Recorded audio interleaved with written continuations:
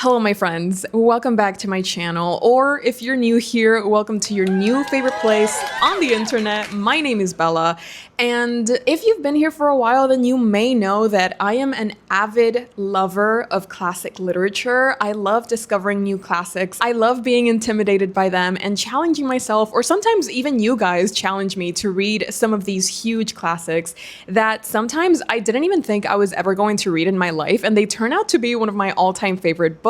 I just love classic literature. I love talking about classic literature. I specifically love recommending classic literature to my friends, my family, literally anybody that will listen to my recommendations with an open mind.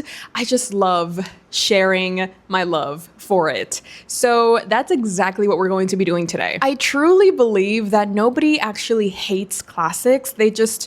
They were assigned the wrong one in high school, and now they just have this aversion to anything classical because they think that classic literature equates having to read through the lines and having to analyze something at 8 a.m. and then being quizzed on it later. But that's just not it. Because if you love romance, if you like dark academia books, if you like literary fiction that quietly devastates you, if you love adventure books and stories that are going to take you on a journey that you've never been before, then let me tell you something. You're already loving what classics have been doing for years and years. I think the reason that classic literature gets this bad reputation of being dense or it feeling like homework when you're reading it is because when we're introduced to these classics, it's kind of like they're historical artifacts instead of just what they actually are, which is stories. Classics are not a genre. Classics are stories that have survived long enough to intimidate you. So today, I'm not only giving you a random list of classic books that I've enjoyed in the past,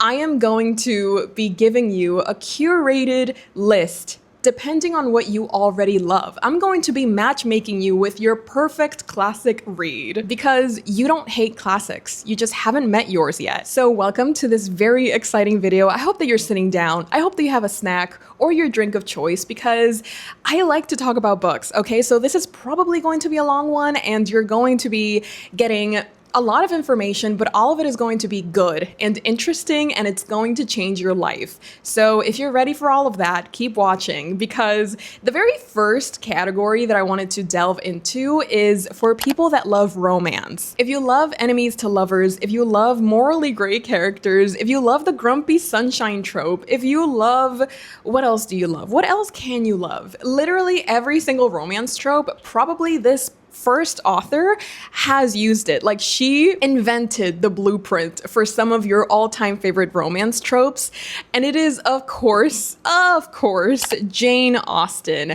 This book that I'm holding in my hands is Pride and Prejudice, which is actually one of the very first classics that I ever read, and this is one of the reasons that I knew that I was going to love classic literature as much as I do, just because this book is the true blueprint for enemies to lovers. They're not like sworn enemies, they're not moral enemies. There's no opportunity for them to kill each other. Not that they would want to. Nevertheless, I do still think that this is a great example of what enemies to lovers can accomplish, what it can make you feel, and how you're rooting for both of these characters, and you're also kind of like so frustrated because if they just spoke to each other, if they just, you know, if they stopped letting the miscommunication trope get in between them, they could be so powerful. But also the journey to them getting to that point where they both understand that they've just misunderstood each other and that the pride that they both have has gotten in between one of the greatest love stories that you'll ever meet. Like, this is just such a fantastic story, okay? And I know there's like this famous review of this one person who read Jane Austen, and he was like, Jane Austen's novels are basically people going to each other's houses. And yes, that is true. But what happens in those houses, the conversations that they're having, the tension that Jane Austen can build simply by going to other people's houses is the reason that this is a classic. Nothing major has to happen for this book to make you feel all of the emotions available to humankind. This is enemies to lovers before enemies to lovers was even a thing, okay? The banter is not stiff. It's really funny and relatable, and you're like gripping your pearls at times, and it's just so inviting. It's just so fun to read Pride and Prejudice. If you love slow burn tension, the mutual pining, emotionally unavailable men that just need some character development, and probably an Elizabeth Bennet to set them straight, then you're going to love Pride and Prejudice. This is the blueprint. This is where you need to go, okay? This isn't old, it's timeless. This next one, it's still a romance, but this is more so for the people that like a little bit of dark mixed into their romance. It's not dark romance as we know it in modern day, but it does have this element of, oh, is the guy that I'm interested in a murderer?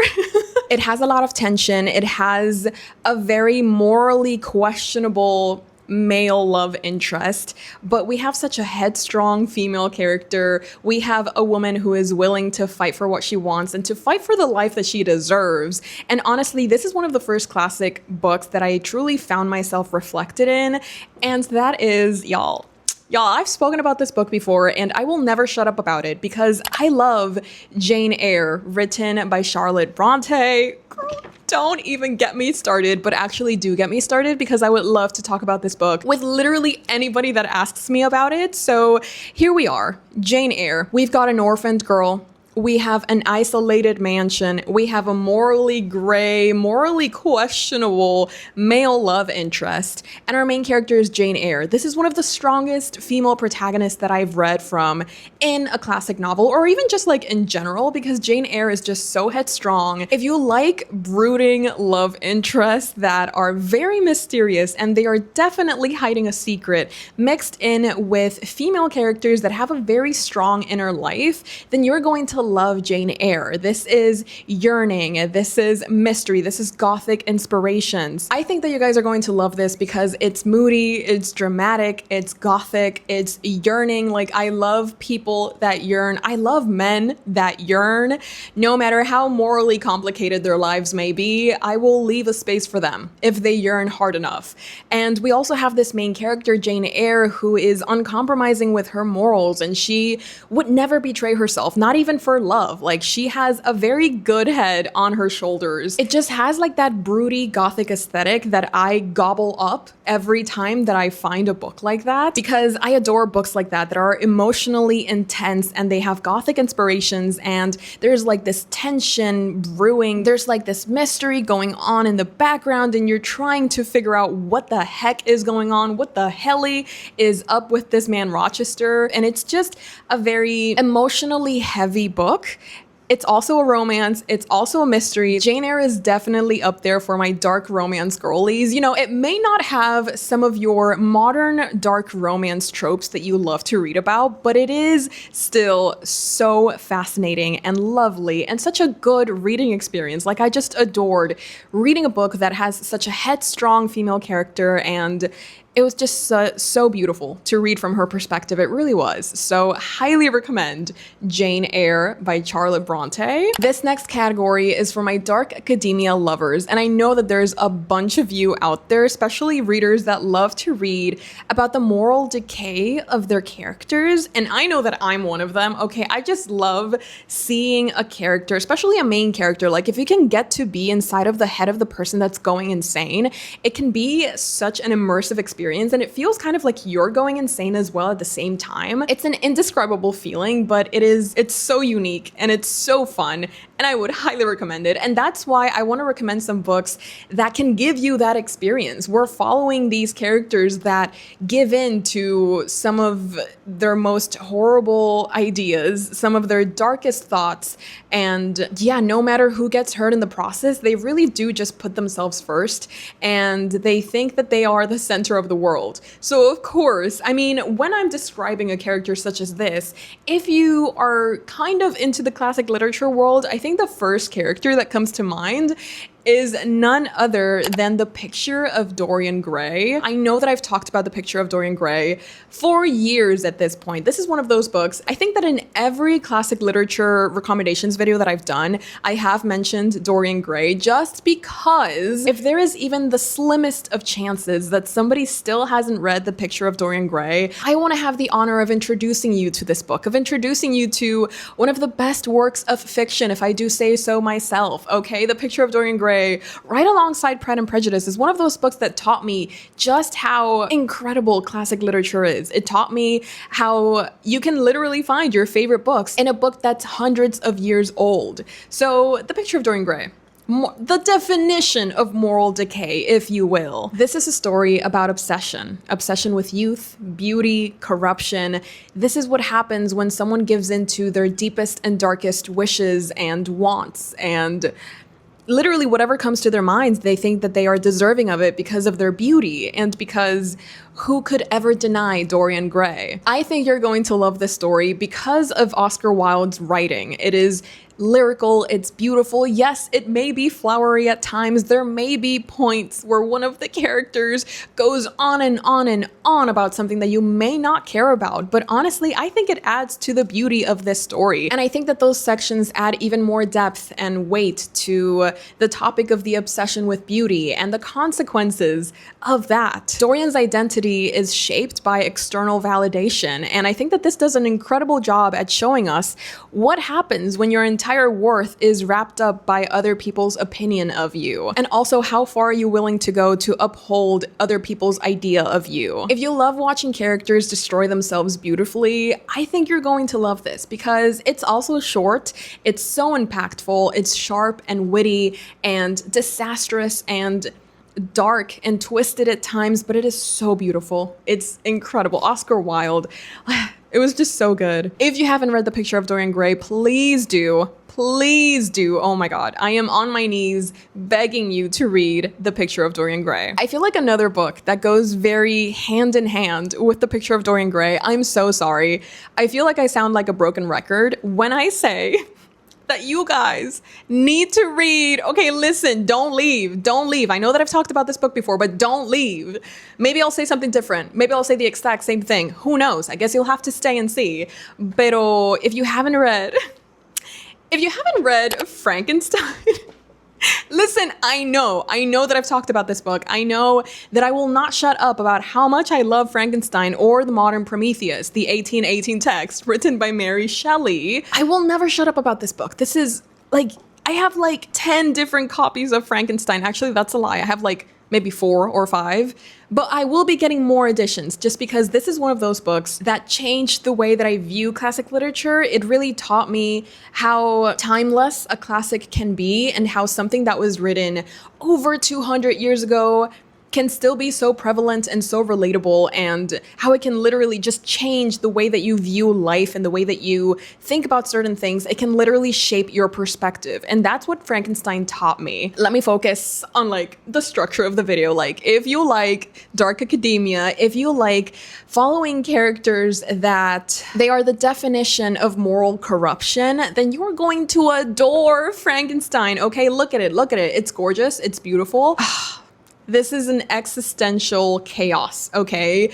It delves into the meaning of life and the responsibility that we have as a creator. Like, we're following this doctor, Victor Frankenstein. Well, actually, he's not even a doctor. He didn't graduate, but whatever. Alas, details. We have this college dropout who has decided that he wants to create a man from dead body parts, and he actually succeeds, but he is so disgusted by what he's created. He can't face what he's done, so he places all of that hatred, all of that disgust into the creature that he's brought into this world, brought into existence, and now he has to face the consequences of his actions. This book is not really about Frankenstein's monster or Frankenstein's creation. It's more so about ego and ambition and isolation and what that does to a person. Like, we are not meant to be alone. We as humans, we're not meant to be in isolation. We're meant to relate to others. We're meant to connect with other people. And the fact that Frankenstein's monster doesn't have that, what consequences does that have? This is what this book explores. It reads like a philosophical sci-fi book, sci-fi fantasy. You know what I mean? It delves into the ethics of creation, the consequences of your own ego, and how isolation shapes who you are and what you do. I could fill an entire video, like an entire 50-minute long video just speaking about Frankenstein and how literally every single reader could enjoy this. If you're a big romance lover, maybe this one isn't for you, but if you like literary fiction, if you like dark academia, if you like sci-fi, If you like adventure stories, because it's not really an adventure, but our Victor Frankenstein is running away from death, and they do go through a lot of different places to escape that. So that it's kind of like an adventure. If you just love character-driven stories, stories that really delve deep into the meaning of life and the meaning of humanity, really, and what it means to be human, this book is going to have you rooting for a murderer, and I think that is deeply relatable. So, Frankenstein, of course, this cannot ever be missing from a recommendations video from yours truly. So, there we go. Frankenstein, or The Modern Prometheus. 10 out of 10 recommendation. Have you ever been haunted? That is my question for the audience today. But no, okay. Have you ever been haunted? I'm sorry, I'm like trying to make up the sentence as I go. Have you ever been haunted by someone or something that you can't even get close to competing with? Because that is what happens to our very good friend Rebecca. Rebecca, written by Daphne du Maurier.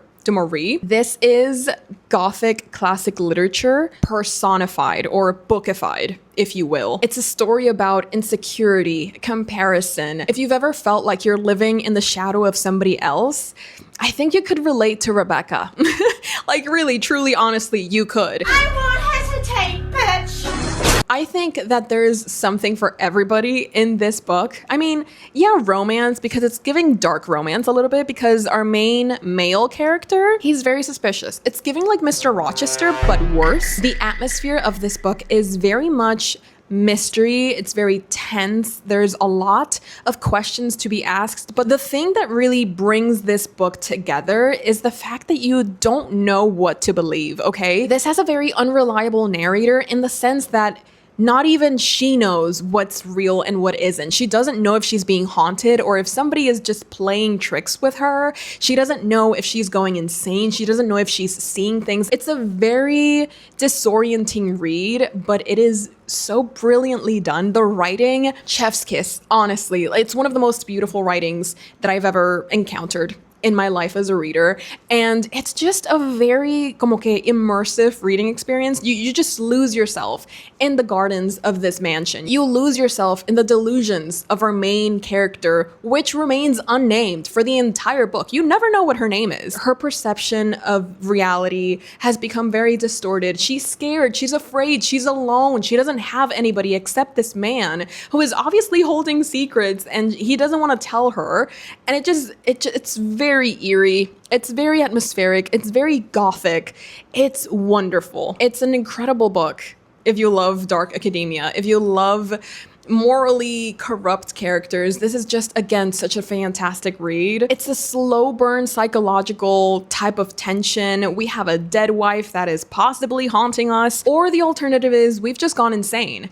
Either alternative is so fascinating and so fun to think about. So Rebecca is definitely on the list here if you're an avid lover of dark academia. But maybe you don't want aesthetic decay. If your favorite genre is these characters need therapy, then this next section is definitely going to be your favorite one. Listen. Okay, I'm so excited for this one because I get to talk about another one of my all-time favorite classics. If you love psychological stories, they really focus on the psychology of the thing that we're living through. If you love unhinged narrators, if you enjoy reading about characters that are mentally unraveling because of the experiences that they are going through, then I have some options for you, for sure, absolutely. And we're starting so strong, okay? And that is, ladies and gentlemen, I've just realized this video is an excuse for me to talk about my favorite books of all time. Because like, what do you mean? I've mentioned two of my all-time favorite classics, or just books in general. And then this next one, like y'all, I'm so unserious. I love this. Okay, this next one. Yeah, we're talking about Crime and Punishment by Fyodor Dostoyevsky. Mira. If I ever do a classic literature recommendations video and I don't mention Dostoyevsky, then you know that that's a cry for help, okay? Listen, just look at the amount. Like, I'm gonna let the tabs speak for themselves, because what do you mean? We've got a main character that is spiraling out of control, morally, mentally, physically. Like, he is sick. He is so sick. mentally, physically, emotionally. He's just sick in the head, sick in the heart, sick in the body. And it's all because he killed someone. It's so funny because like this entire book, or the entire premise of this, is that our main character, he thinks that he can get away with murder. And the thing is, he does get away with it. But the fact is that the moral consequences of taking a life are what eat him alive. And seeing this character, seeing him come to terms with what he's done, or I don't think he ever comes to terms with what he's done, attempting to understand, or like seeing him trying to rationalize the things that he's done. And there comes a point where he's like, well, if God didn't want me to kill this woman, he wouldn't have made it that easy. And it's kind of like, maybe God wanted me to kill her. It's just so, oh my God. It's so mind-boggling. It's so incredible. It's one of the best pieces of literature that I've ever had the honor of reading. Dostoyevsky, he just understands the human mind in a way, in a level that no other author does. He understands the pain of being alive. He understands the moral depravity that some of these people have and the things that we do in order to survive ourselves. Okay. If you like watching, or if you like reading about characters that destroy themselves internally, this is like prestige. This is God tier levels of psychological trauma and drama.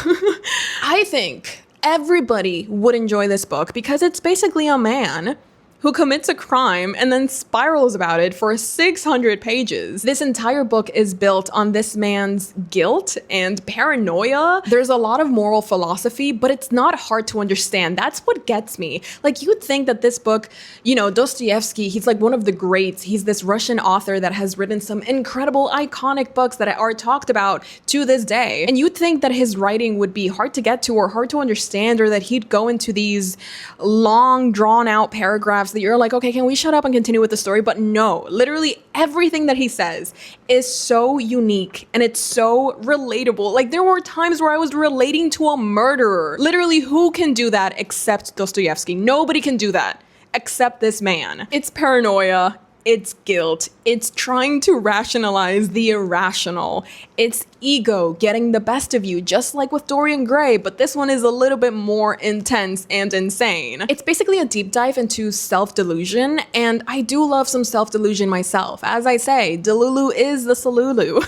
And I think that Raskolnikov is the perfect personification of that saying, for sure, absolutely. I will say the tension is way more psychological than actually plot-driven. If you're looking for a high stakes, constantly something's happening, something's going on, then you're not gonna find that here. A lot of the story happens in Raskolnikov's mind. A lot of it happens him just debating with himself whether killing a woman is okay or not, and him trying to live with the consequences of his atrocious actions. So we do have some action. You know, there's the police, there's the detective that's getting closer and closer to sniffing out this case, but the best parts are always in his mind. If you enjoy good books, then read this. If you like reading about morally complex characters that think that they're smarter than everybody else while also simultaneously self-imploding on the inside, this is the blueprint for a character spiraling out of control, for a person just absolutely going insane and losing their marbles and doing everything that they can to get back to normal, but then understanding that they can't because that's part of the human condition. Dostoyevsky, bro. Dostoyevsky. Loca, por favor. Dostoyevsky, Crime and Punishment.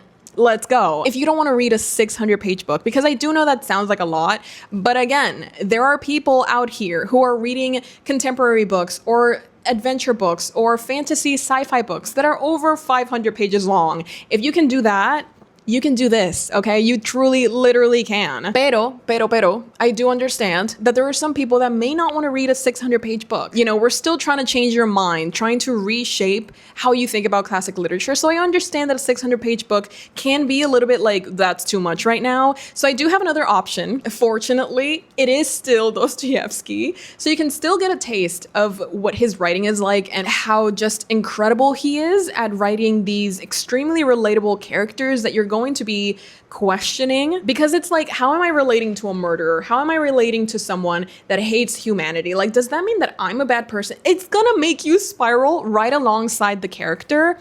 And I love that. Okay, I love experiences like that just make you question your life. It makes you question how you view things. It makes you reshape or rethink your perspective on so many things. Dostoyevsky does that so brilliantly. And that's why, if you don't want to read Crime and Punishment just yet, I do have notes from the underground. This one, see, it's not even that long, okay? Like, it's totally doable. I mean, Crime and Punishment is also doable, but this is less than 300 pages. So it is a better entry level point for Dostoyevsky, if you will. The unhinged level, though, 10 out of 10. 1,000%. It's so good though. Like, you don't even know, but you will know after you read this. He's just this bitter man. He has so much self-pity for himself, but he also hates everything and everyone. And he lets us know that for sure, no doubt. This is basically, what if the narrator was so mad at the world and society, and he lets us know. He has no qualms about letting us know just how deep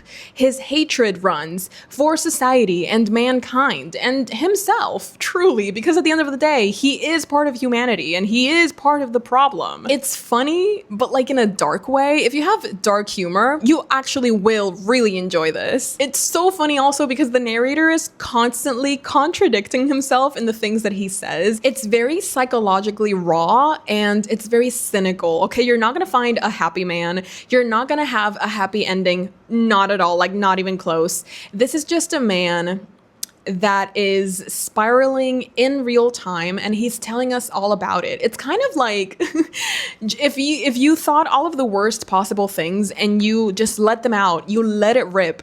That's basically Notes from the Underground, but it is done in such a way that feels so concise. It makes sense. Everything just flows so naturally. And even though it's dark and negative and cynical, there are times where I was deeply relating to this stuff. And again, that kind of worried me, but also it taught me a lot about myself and how I view different things in life. He loves progressing towards his goal, but not quite reaching it. And this, of course, is terribly funny. In short, man is a comically fashioned creature, and evidently there's a joke behind all this. Perhaps suffering is just as advantageous to him as prosperity. Sometimes man loves suffering intensely, passionately, and that's a fact. Those are some of the bars that Notes from the Underground is going to be giving you. So yes, read Notes from the Underground. If you like unreliable narrators that are self-sabotaging and are constantly contradicting themselves, then this is the blueprint. For sure, absolutely. This category is basically for readers that love characters that go through deeply transformative experiences, but in a negative way. Like, it's giving mental breakdown, you know? And that's just like a very surface level way of looking at these books. Like, yes, these characters may be having a mental breakdown, but it goes deeper than that, okay? It's this exploration of the human condition and existential crisis and existential dread. And it goes so deep on what it means to be human. And it is so deeply relatable, and I think that you guys would love this, okay? If you love character-driven stories that are a little bit cynical and a little bit negative and a little bit, well, actually very dark, then Dostoyevsky is the author for you, 100% hands down. But not all classics are these explosive mental breakdowns. Some of them are quiet, some of them implode. If you're one of those readers that love to be quietly devastated, if you love character-driven, introspective literary fiction, then this next set of books, I'm so excited, okay, this next set of books is absolutely perfect for you. I remember when I read this book and I really thought nothing of it when I first picked it up. I was just like, okay, I'm gonna read it, not really expecting much, but we'll see. Turned out to be a 5-star. Turned out to be one of the hardest cries that I had that year. Ever since then, I've just been recommending it to everybody that will listen. So just in case you haven't heard me talk about this book before, again, introspective literary fiction, character-driven, quiet devastation.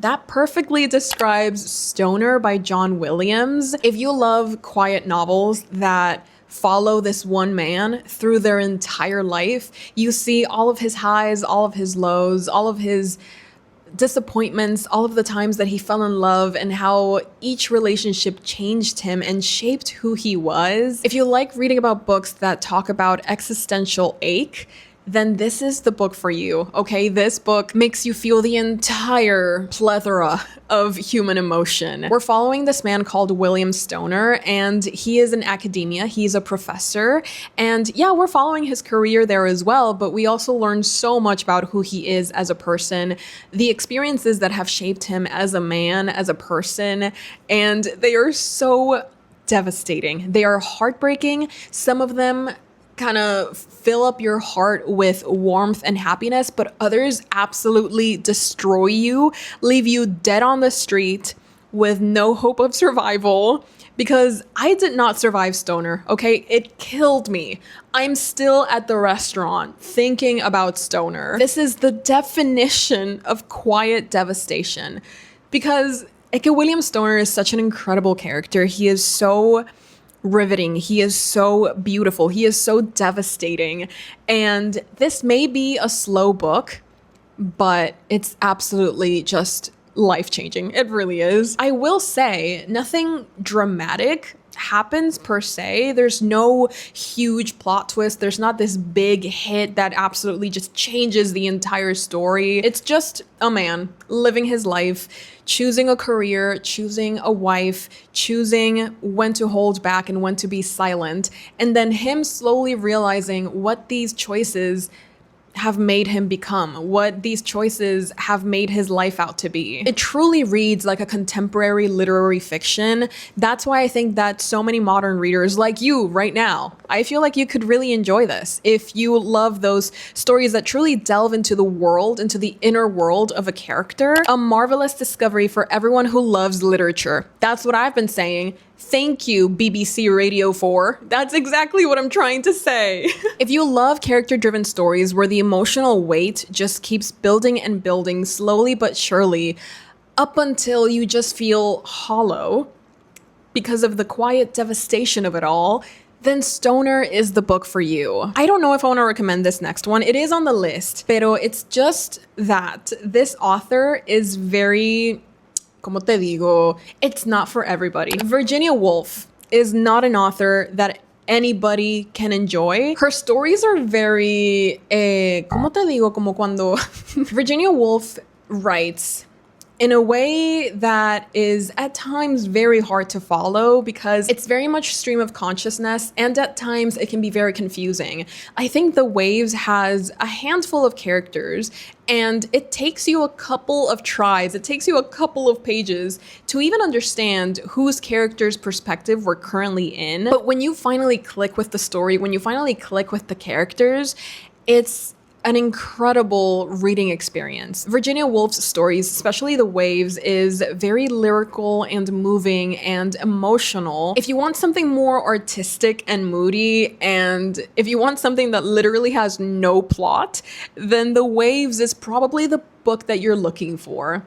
It's basically inner monologue poetry, if you will. It's just like nothing happens, but it is so beautiful. You can't help yourself but keep reading, feel for these characters and connect with them and relate to them, and it becomes a deeply personal story, even though nothing happens. It's a book that relies heavily, or I think it's a book that relies exclusively on the inner worlds of its characters. Virginia Woolf explores themes of identity, loss, grief, and the passing of time, and friendship as well, because this is a group of friends. If you're looking for an experimental, introspective book, then The Waves is the one for you. And that's why I'm kind of hesitant to recommend it, because I know that it's not for everyone. I know that this is one of those books that if you don't pick up at the right time, if you're not really feeling a book like this, you're gonna read it and you're gonna be so confused and you're gonna be like, I hate classic literature, but it's just because Virginia Woolf may not be for you. And that's okay. Like, let's just not even talk about this one.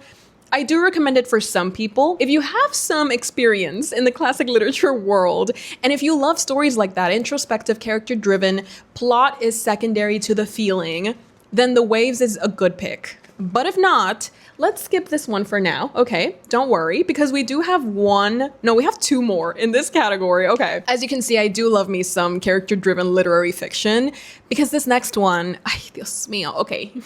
This next one is The Bell Jar, written by Sylvia Plath. This one is very psychologically raw.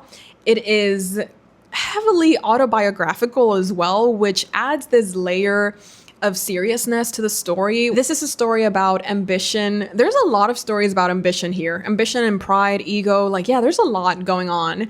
But anyways, part of the human condition, I guess. This story focuses a lot on ambition and pressure and unraveling under societal expectations, more specifically, the expectations that society had for women during this time, which was the 1950s, I believe. Yes, 1950s, New York City. It's deeply character-driven. Again, I mean, it's literary fiction. What are you expecting?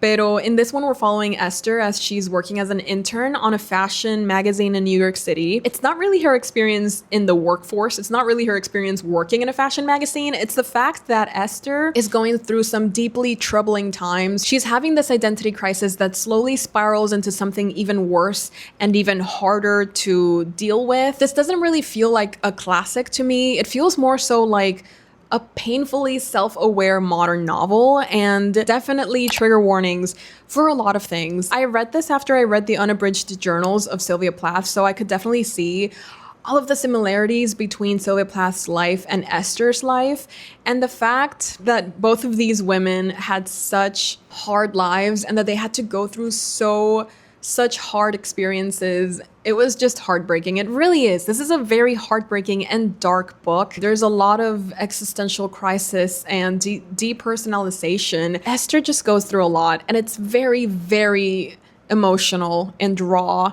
So yeah, don't pick this up if you're not in a good place, because it'll just put you in a worse place. So definitely keep that in mind. But I still think that this is a very important book to read. Okay, anyway, sorry, that killed the mood for me, so I'm going to try and move on because we do have one more book recommendation for this category of if you love literary fiction, character-driven stories, then you're also going to be loving The Stranger, written by Albert Camus. This is like a perfect example of what I was saying at the beginning, where you don't hate classics, you just were assigned the wrong one at 15 in high school. I read this back in high school. High school in Spanish. I didn't enjoy it. I didn't connect to it. I don't think I even understood what it was really about. I think I just read it because we were going to have a quiz on it later on the week. And I remember having such a bad experience reading this. That's when I was like, I will never read classic literature. This is just not for me. I prefer reading about fae, and I prefer reading about wizards, and I prefer reading about other things that I can relate to. And it's because of this bad experience that I had back in high school. And now look at me recommending it to you guys, because I picked this book up out of my own free will. I read it during my own time. Nobody was going to quiz me on this, and I deeply enjoyed this. I had such an interesting time reading this because our main character is so emotionally detached from his own life. The very first sentence is, "My mom died today." And he just says this in a very callous way. He talks about the death of his mother and his relationship with his mother as if it was happening to somebody else, really. He has no emotional connection to anything, and it makes for a very interesting narrative. This book is short and direct and also philosophically heavy, but not too heavy in which you won't be able to understand it or even enjoy it. It's a very accessible entry point into philosophy, in my opinion, in my very humble opinion. The reason that I think that you can enjoy this is because it's very straightforward and very to the point. It's less than 200 pages, and it raises some very thought-provoking questions about society and emotion and meaning. So what I'm trying to say is, if you love modern literary fiction that makes you think and maybe even makes you a little bit sad, then you already love classics. The very last category that I have here is for the readers that love epic fantasy. If you like going on adventures, if you like books that take you on a journey, then I have book recommendations for you as well. The very first one is a book that is known pretty much everywhere, I think. I would like to think. And that is The Odyssey, written by Homer. Now, let me say this. Before I say anything else, let me say, it is very important what translation or what edition you pick when reading books like this. With stories that are this old, I think it is very important for you to pick the right edition, because if you pick one that doesn't have the right language for you, or it's not as accessible, or it's not as fun to read, then that might ruin the entire story for you. And that's why I highly recommend Emily Wilson's translation, because she keeps the integrity of the poem, but she uses very accessible language. It's very easy to read. It's very fun to read. Whenever you put this book down, you're going to be looking forward to whenever you can pick it back up again. The edition that you pick for the classic book that you're reading, especially if it's translated, is very important. It can literally make or break your reading experience. So with that said, my first book recommendation for people that love epic fantasy is The Odyssey. Oh, she is gorgeous. If you enjoy myth retellings or fantasy books, if you enjoy the Song of Achilles, then you're going to love The Odyssey. This is the original adventure story. It's got monsters, it has gods interfering, it has chaotic energy all around. This isn't homework. This is literally the blueprint for every adventure story that you've ever loved. In The Odyssey, of course, we are following Odysseus after the Trojan War, and this is basically his journey trying to make it back home after the Trojan War. And in his journey back home, I mean, it takes about 12 years. It takes about 15 years. I don't remember now. It takes him over 10 years to get back home. And back home, he has his wife and son, Penelope and Telemachus. Thank you, Jorge, for helping me remember those names. This story has some insane monsters. It has some boss battles that seem impossible to survive, but thanks to Odysseus's quick thinking and wittiness, he can get through those battles practically unscathed. Actually, not unscathed. Like, doesn't his entire crew die? Okay, so maybe unscathed is not the word that we should be using, but this is definitely, it's just an adventure book. It really is. It's just so chaotic and it's so fun, especially if you've seen or heard Epic the Musical, because then you can connect the stories or this story to the songs, and it adds another layer of enjoyment to your reading experience. So read The Odyssey, or listen to Epic the Musical, or do both. I recommend doing both because I had such a fun time doing that. And yeah, The Odyssey, for sure, absolutely. It's not as intimidating as it looks, I promise. This next book is the last book that I'm going to be recommending today, and it might be one of the best ones that I recommend. You know what they say, you always leave the best for last. And the thing is, this book taught me how fun classic literature can be. You can literally have such an insane adventure revenge story, and it's going to work. It doesn't matter if it's over 1,000 pages long. You're going to devour the whole thing, and you're going to be left asking for seconds. And that book is, I'm so excited. I haven't talked about this book in so long. The Count of Monte Cristo. Alexandre Dumas, the man that you are. It's dramatic, it's addictive, it's surprisingly readable. Like, you just can't get enough of Dantes and all of the things, all of the little plans that he comes up with to get his revenge on the people that sent him to jail, even though he was an innocent man and his life was about to begin. And once he eventually gets out of jail, like after 15 years of trying to prove that he's innocent and nobody would believe him because it was easier for him to be left in jail, after he gets out, the things that he does to enact his vengeance are so, como que, wow, like it's gonna leave you being like, I can't believe he is insane. I can't believe he made this work. I can't believe, like, the things that he gets up to, you will never see them coming. There are so many plot twists in this book that I never saw coming. It literally made for such a fantastic adventure story, a revenge story, one of the best ones, if not the best one that I've ever read. If you love dramatic reveals, if you love long payoffs, if you love long fantasy series, The Count of Monte Cristo is for you. If you can read an 800-page epic fantasy book, you can read this. They're the same thing. This one just has less dragons. If you love romance, if you love literary fiction, if you love fantasy, science fiction, then you already love classic literature. You don't hate classics, you just haven't met yours. So with this video, I need to put this down. Oh my god, I need to put this down. Through this video, I hope that you guys find at least one classic book that you're interested in trying out for yourselves.